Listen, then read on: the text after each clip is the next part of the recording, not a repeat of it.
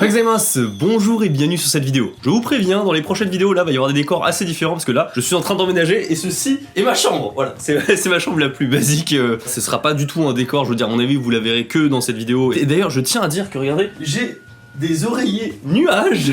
Ils sont très... Tu peux enfin respecter l'adage qui dit que tu dors sur un petit nuage. Ça fonctionne. Bref, la bouffe japonaise, c'est ma passion. Vraiment, je pense que parmi tous les sujets qu'on peut avoir autour du Japon, eh bien la nourriture, c'est vraiment là où il y a le plus de choses à fouiller. On a bien sûr toutes les saveurs, sucré, salé, acide, amer et l'umami, qui est d'ailleurs par définition une saveur produite par le glutamate de sodium. Mais aujourd'hui, on va s'intéresser au sixième goût fondamental. Il est pas très connu celui-là, c'est le goût du risque. Oui, c'est vrai que les Japonais ont une tendance à apprécier et à manger des choses qui pourraient être potentiellement fatales pour leur corps. Dans cette catégorie, vous connaissez bien sûr le poisson lune, le fugu, qui est extrêmement toxique, mais voilà, je vais en parler forcément dans cette vidéo, mais il n'y a pas que ça. Et au-delà de dire qu'il n'y a pas que ça, je peux vous dire que de très très loin, ce n'est pas l'aliment qui tue le plus au Japon. Oh que non. Bon, je ne vais pas m'étaler davantage, comme d'habitude, je ne vais pas faire un listing, voilà, tout simple, je vais vraiment fouiller à chaque fois, essayer de comprendre pourquoi ce produit existe et quelles sont ses origines, et aussi tenter d'expliquer pourquoi il serait ou est interdit en France. C'est parti pour vous présenter et peut-être tester 5 aliments japonais dangereux qui seraient bannis en France.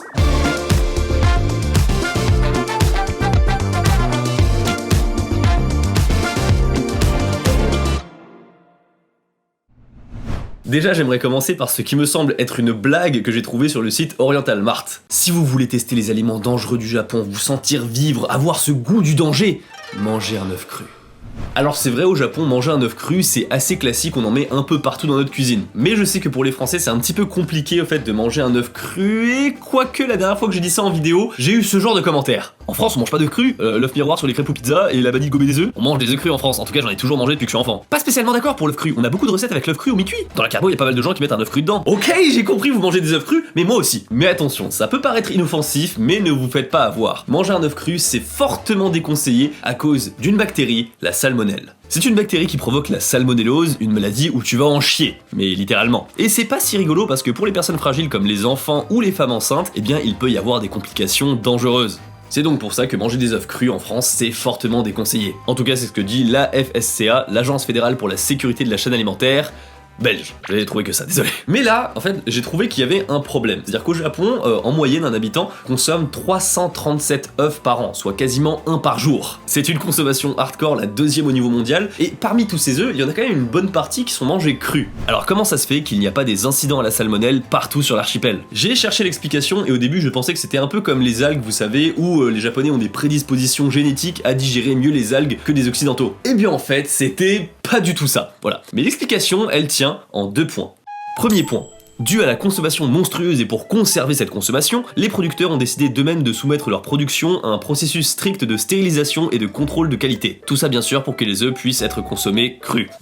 Attention Kinder. Second point, le délai de consommation est beaucoup plus court au Japon, 2 semaines en moyenne contre 4 semaines en France. Forcément, avec moins de temps, la salmonelle a moins de chances de traverser la coquille. Oui, parce que même après tous ces contrôles et toute cette stérilisation, voilà, eh bien il y a des études japonaises qui prouvent qu'une coquille d'œuf sur 400 est contaminée par la salmonelle. Mais force est de constater qu'au Japon, il n'y a pas d'incident. Et c'est d'ailleurs pour ça qu'une des plus simples spécialités japonaises, c'est le tamago kake gohan. Tamago kake gohan, tamago kake gohan. C'est pas facile de le prononcer vite en répétition. Ça veut littéralement dire bol de riz recouvert par un œuf. C'est tout. C'est super simple et pourtant, même pour un plat aussi simple que ça, vous savez, il y a des Japonais qui se foutent sur la gueule sur l'ordre de la préparation en mode non, on doit casser l'œuf après, non, c'est avant, est-ce que tu mets de la sauce soja? Oui, non. C'est un peu comme le lait avant les céréales, vous voyez, il y a ce débat avant, après en France. Au Japon, c'est sur l'œuf, est-ce que tu le casses avant ou pas? Ah oui, aussi, du coup, pour votre culture, voilà. Au Japon, on a majoritairement des œufs avec une coquille blanche, alors qu'en France, on a plus des œufs avec une coquille marron. Et l'explication, c'est totalement ce à quoi vous pensez. En gros, c'est juste une question de variété de la poule, celles avec des plumes blanches ont tendance à pondre des œufs à coquille blanche, et les poules au plumage brun font des œufs avec une coquille marron.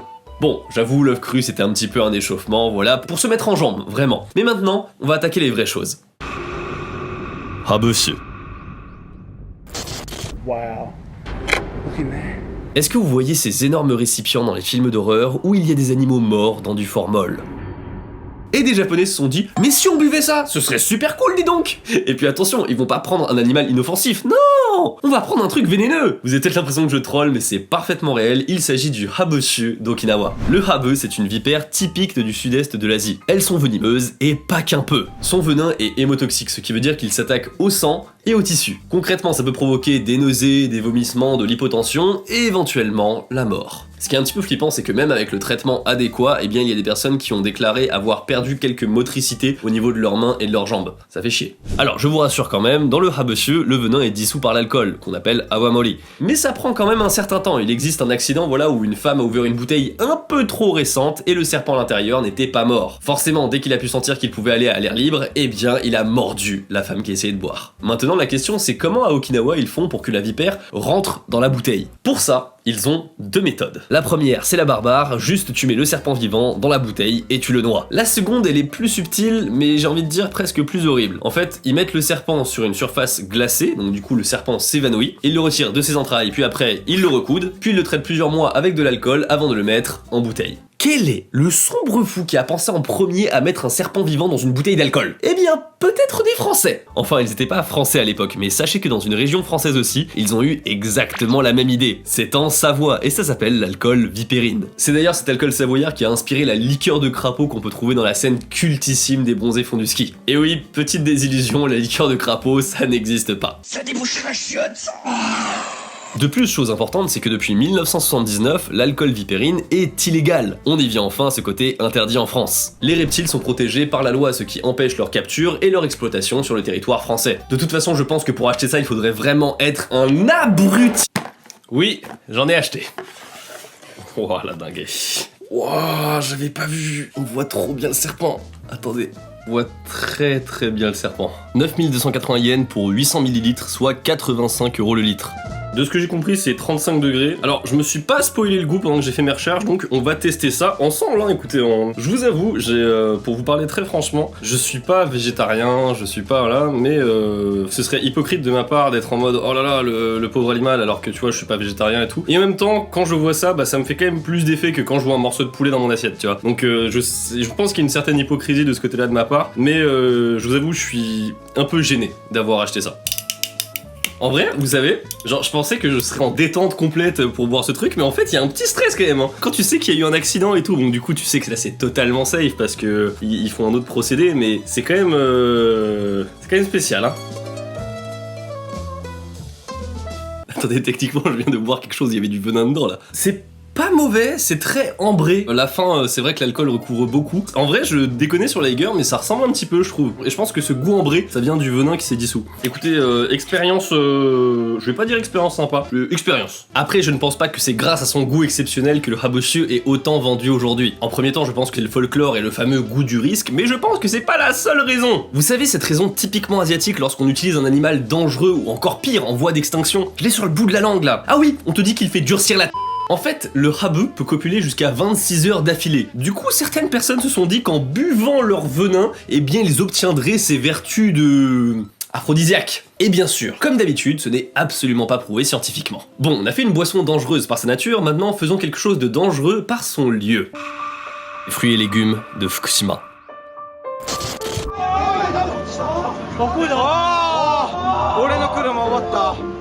Vous connaissez tous, j'espère, la tragédie du 11 mars 2011. Un séisme de magnitude 9.1 a touché la côte est du Japon de plein fouet. Suite à ce tremblement de terre et au tsunami qui a suivi, le réacteur nucléaire de Fukushima a été touché et on a eu ce qu'on appelle la catastrophe nucléaire de Fukushima. Des milliers de litres d'eau ont été contaminés pour refroidir le réacteur, ainsi que des tonnes de rejets radioactifs ont été projetés dans l'atmosphère. C'est une catastrophe sans précédent pour le Japon, si bien sûr on exclut les deux bombes atomiques, et ça va affecter toute une région et ternir l'image de Fukushima aux yeux du monde entier. Parce que le problème qui va nous intéresser ici, ce sont les cultures aux alentours. Les rizières, les champs de légumes, le bétail, le poisson dans la mer, tout a été contaminé dans cette zone. Et du coup, naturellement, on arrive à cette question. Est-ce que vous mangeriez, par exemple, une tomate produite à Fukushima ? Par instinct, je pense qu'on dirait non, parce qu'on n'a pas envie de prendre des risques pour rien, j'ai envie de dire. Dans le doute, autant ne pas en manger. Mais cette réflexion, même si je la trouve tout à fait légitime, voilà, eh bien, elle va faire beaucoup de dégâts à l'économie locale de Fukushima. Ça, c'est des photos qui ont circulé quelques années après l'incident. Au début sur des blogs coréens et japonais, et par la suite sur pas mal de sites internet à travers le monde. C'était pour dénoncer le fait que les fruits et les légumes produits là-bas sont totalement déformés, génétiquement modifiés, voilà, altérés à cause des radiations. Et bien sûr, sans grande surprise, ces photos sont totalement fake. La tomate par par exemple, c'est une raised tomato, ou encore appelée tomate du voyage. Le chou géant, il a été cueilli à 1000 km de la centrale, la mandarine bicolore aussi à 1000 km, et d'ailleurs ça existait avant 2010. Bon, je vais pas tous vous les faire, mais en fait c'est des photos qui existent, mais qui ne sont pas du tout reliées à Fukushima. Bon, j'ai bien compris que tout est fake sur ces photos, mais du coup la réalité à Fukushima, c'est quoi? Eh bien c'est qu'aujourd'hui, même si on a retiré toute la terre contaminée et qu'on fait des contrôles ultra stricts, et qu'il y a énormément de fonds qui ont été débloqués dans la communication, eh bien la préfecture n'arrive pas à se relever. L'économie agroalimentaire là-bas ne s'est jamais remise de la catastrophe. Pour vous dire, plus de 10 ans après, on est vraiment déjà plus de 10 ans après, eh bien les rendements en termes de production ne sont même pas à la moitié de ce qu'ils étaient avant. Le fait est que oui, les aliments étaient dangereux au début, et encore quand je dis dangereux, c'était qu'ils étaient radioactifs et pouvaient poser problème si t'en consommais tous les jours. Et bien sûr, en fait, le gouvernement japonais, il s'est dit bon, dans le doute, on va interdire tout ça, et on va bloquer tout ça. Ils ont attendu, et lorsqu'ils ont considéré que c'était safe, c'est revenu, sauf que la population, elle avait déjà associé le fait que fruits et légumes de Fukushima égale contaminés. Et ça, qu'importe si on fait des contrôles en fait. Au total, plus de 205 000 tests ont été menés, et désormais, selon les statistiques officielles, plus aucun produit agricole ne dépasse la sévère limite de 100 becquerels par kilogramme. D'ailleurs, cette limite fixée par le gouvernement japonais est bien en deçà des normes habituelles dans l'Union européenne de 1250 becquerels par kilogramme. Alors maintenant qu'on a les chiffres voilà, qui prouvent que c'est pas radioactif, on pourrait aussi remettre en cause la manière de mesurer. Et bien même sur ce coup-là, il y a eu des associations complètement indépendantes, et plusieurs qui ont fait des tests, et tous disent que le Japon dit la vérité. Mais malheureusement, la radioactivité, c'est un mot qui fait peur pour beaucoup de monde, et d'ailleurs énormément de personnes ne savent pas qu'elle existe en fait à l'état naturel, cette radioactivité. Bon, maintenant pour le côté interdit en France. Alors, lorsqu'il y a eu la catastrophe, eh bien la France a fait des contrôles de manière unilatérale. Ça veut dire que quand il y avait des produits qui venaient du Japon, que ça soit autre chose que des légumes, même des coquillages, eh bien la France checkait tout ça. Mais dans les faits, eh bien ces produits, pendant un certain temps, eh bien aucun d'entre eux n'a vu le sol français. En effet, le principal importateur de produits asiatiques en France qui fournit les restaurants asiatiques français a suspendu ses commandes durant la crise nucléaire. Voilà, j'espère avoir débunké un petit peu des informations concernant les produits à Fukushima. Le fugu.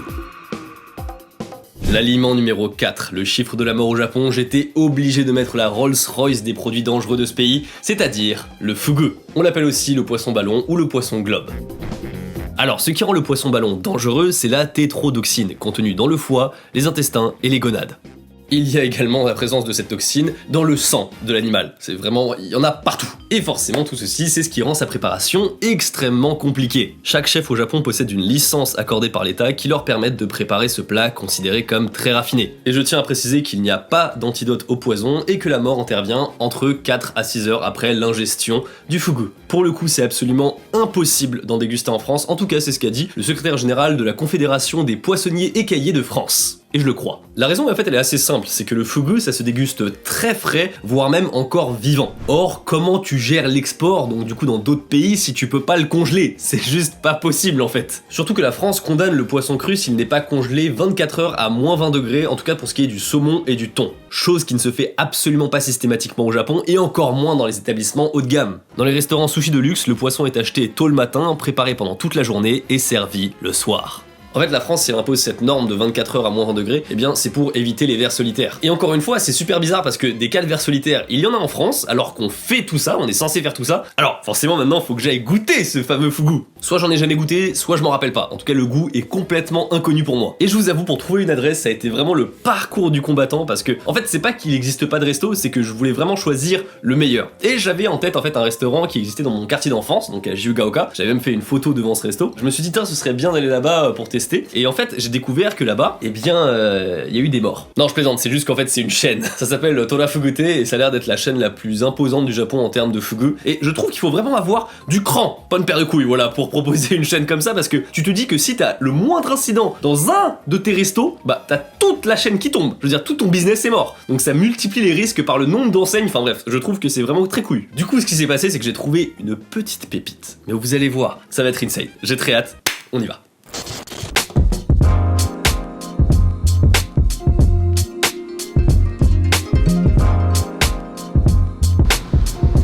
Nous sommes arrivés au restaurant Tailio, voilà, spécialité le fugu tenu par le chef Yutaka. Très joli prénom, ou non, je sais pas. Je suis bien sûr avec Mitsugi derrière. Est-ce que tu as déjà mangé du fugu, Mitsugi? Jamais. Jamais, bah écoute, tant mieux, ça va être la bonne découverte. Et pourquoi j'ai choisi ce restaurant? C'est parce que il y a 5 ans, le chef a déjà fait une vidéo sur YouTube. Et du coup, je me suis dit, grâce à ça, peut-être qu'il est ok avec les caméras. On va voir.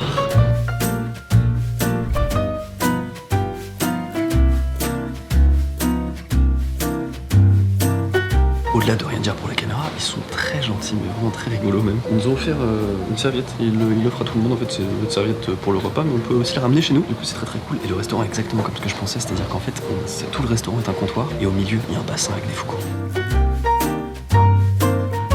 C'est trop bien, je me retrouve à pouvoir pêcher. Il y a des cartes à quoi?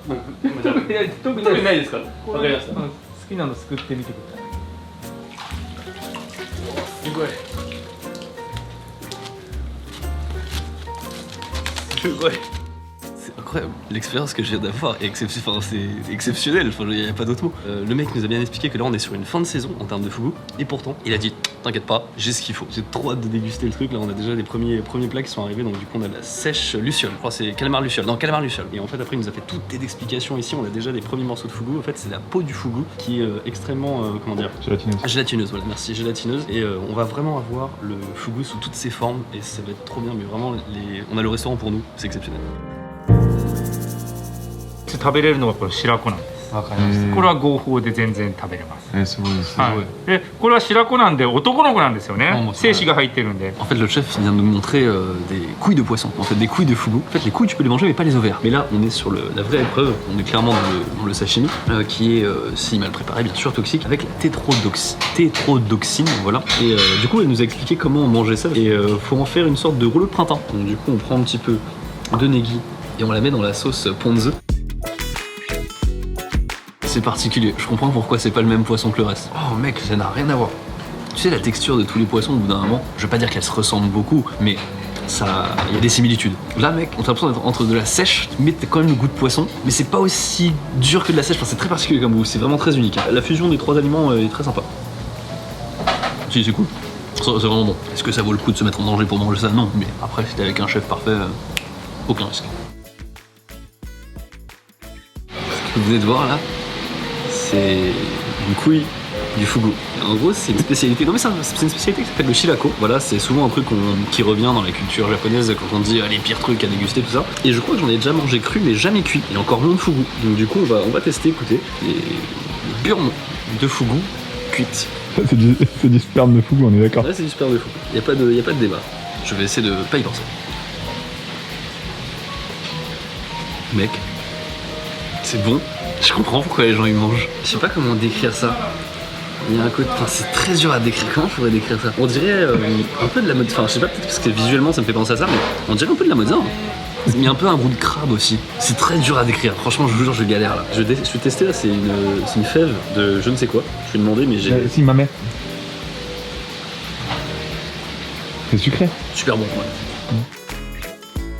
La combinaison est bien, c'est pas fou non plus, tu vois, ça va, genre. On prend une grosse dose là. Une bonne dose de... Bon, la suite, hein.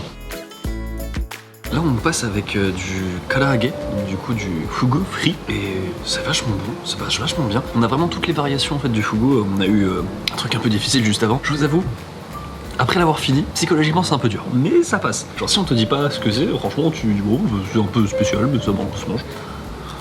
Mec, c'est quand même très spécial parce que le fugu, il a une texture différente à chaque version. Là, par exemple, je te dis pas ce que c'est, je te dis que c'est un poulet un peu de luxe, tu y crois. Hein. Ça a vraiment un goût de poulet, mais de luxe. Tu sens que c'est pas du poulet, mais tu saurais pas dire que c'est du poisson. Ouais, c'est ça. Ça ne s'arrête plus clairement. Là, ensuite, on est sur du shabu-shabu de fugu. Alors, je vais quand même dire un truc. Les Japonais, ils aiment bien quand même tout foutre à la bouillie. Enfin, tout bouillir, ils aiment bien. Personnellement, je trouve que le goût, il devient un peu fade. Pourquoi pas? Alors, faut dire un truc aussi, c'est que pas une seule fois, j'étais en mode ah là là, peut-être je vais mourir en mangeant ça. Enfin, je sais pas comment dire, mais je sais pas si c'est l'atmosphère ou le calme, la sérénité, tout ça, mais vraiment, à aucun moment je me dis putain, ce que je mange c'est dangereux pour ma santé, tu vois. Alors que techniquement, juste le sang de cet animal est toxique. Et quand tu te dis ça, tu fais quand même, putain, il faut bien qu'il nettoie quand même, hein, le chef. Hein. Si tu meurs à la caméra, est-ce que je upload la vidéo ou pas? Non, bien sûr, il faut uploader, tu mets un titre, tu mets ton meilleur titre putaclic alors que ce sera même pas putaclic. Louis meurt. Louis est mort. Voilà. Ok. Alors pour le coup, moi je trouve que c'est moins intéressant, que ça ressemble un peu à n'importe quel poisson qui est bouilli pour le coup. Moins fan.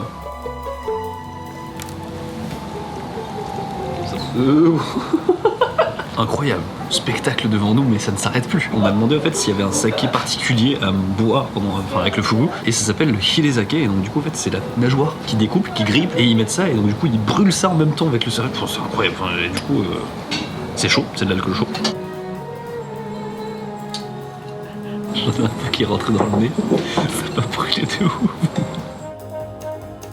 Nous sommes arrivés au terme de ce repas, c'était incroyable, je suis très content d'avoir été ici, d'avoir lutté pour chercher un petit peu parce que l'ambiance était trop sympa, le chef est trop cool, on a discuté avec lui pendant plusieurs minutes, il était vraiment adorable, trop bien. Du coup, si jamais, peut-être qu'un jour, voilà, je ferai peut-être quelque chose de plus dédié au fugu, c'est pas impossible. En termes de goût, c'est très discret quand même le fugu, hein. Je veux dire, il n'y a pas de goût très fort, voilà, qui va vous vraiment matraquer la langue. Moi je trouve le plus intéressant c'était quand même en sashimi, on l'a eu vraiment sous plein de formes différentes, mais bouilli c'était un petit peu dommage, je trouve en kalage c'était intéressant, même si j'ai l'impression de manger du poulet à certains moments. Et le produit a été apprécié. Et donc on peut passer au dernier aliment qui est le plus meurtrier du Japon.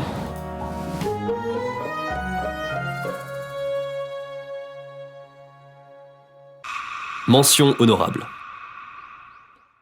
L'Osuzumebachi. C'est une espèce de frelon énorme, mais genre énorme. Les Japonais dans l'ancien temps en consommaient assez régulièrement et même le chassaient. Comme pour beaucoup d'insectes, eh bien c'est un produit bon marché et en plus qui est bourré de protéines. Au Japon on en mangeait frit ou encore dans des gâteaux de riz et bien sûr on consommait aussi ça dans des bouteilles d'alcool. Par contre faut quand même pas oublier que sa piqûre provoque des douleurs quasiment intolérables. Le foie cru. Ça pour le coup, il y a tellement de bactéries qui se baladent là-dedans que même le Japon a décidé d'interdire ça. Mais encore une fois, pour le goût du risque, certains Japonais essayent d'en trouver pour en consommer. Echizen kurage. Une méduse. Énorme, mais genre vraiment énorme et ultra toxique. Pourquoi on n'en ferait pas un bon repas ? Bon, ça c'était pour les mentions honorables, maintenant on va passer à l'aliment le plus dangereux du Japon, celui qui est responsable de plusieurs centaines de morts par an dans ce pays. Et en plus, il est même pas interdit en France.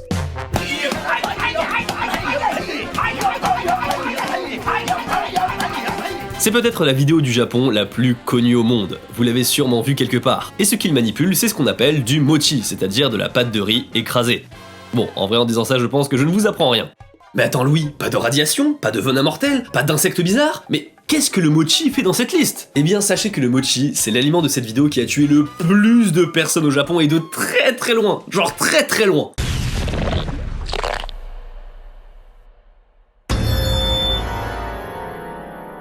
Tenez-vous bien, en 2018, c'est 661 personnes de plus de 65 ans sont mortes à cause du mochi. Le mochi à lui seul représente environ 10% des morts par étouffement au Japon. Comment ce truc en apparence inoffensif a tué autant de personnes en fait ? Eh bien c'est tout simplement à cause de sa texture, qui est vraiment caoutchouteuse et très pâteuse en fait. C'est dur à mâcher et dur à avaler, ce qui fait que ça a une sale tendance à rester coincé dans la gorge. Et vraiment, là on n'est pas du tout dans le lol parce que c'est un problème pris très au sérieux par le gouvernement japonais. Il y a un rapport de 10 pages issu de l'administration japonaise qui donne des statistiques affolantes sur le mochi et ses étouffements. Ici ce sont des statistiques générales, mais on voit bien que chez les personnes âgées, c'est là où il y a le plus d'accidents. Selon cette étude encore une fois, le mochi est responsable des morts par étouffement à 43% que sur le mois de janvier. Et les personnes qui, voilà, ont vécu au Japon ou qui ont un peu de culture japonaise savent très bien pourquoi c'est précisément sur ce mois-là qu'il y a des étouffements. C'est parce que pour le nouvel an au Japon, on mange du mochi. C'est la tradition. Pour les personnes âgées, c'est un peu pour voir si tu vas réussir à tenir l'année. C'est un challenge ce mochi finalement. Dites-vous que sur YouTube, il y a même des vidéos dédiées pour savoir comment réagir lorsqu'il y a un étouffement précisément par le mochi. Je tiens quand même à préciser que le mochi qu'on mange au Nouvel An au Japon est quand même plus dense et plus dur à avaler que celui qu'on trouve en France, où là vraiment on a plus des choses avec de la glace à l'intérieur ou de la crème, et là c'est vraiment des petites sucreries faciles à manger. Mais quand même, faites attention à vous et mâchez bien. Merci beaucoup d'avoir regardé cette vidéo, j'aime bien, je vous avoue, faire ces vidéos qui ont l'air un petit peu simples et qui en fait, quand tu creuses bien les sujets, il y a toujours plein de trucs intéressants à apprendre. N'hésitez pas à lâcher un pouce bleu et à vous abonner, je vous dis à la prochaine, tchuss.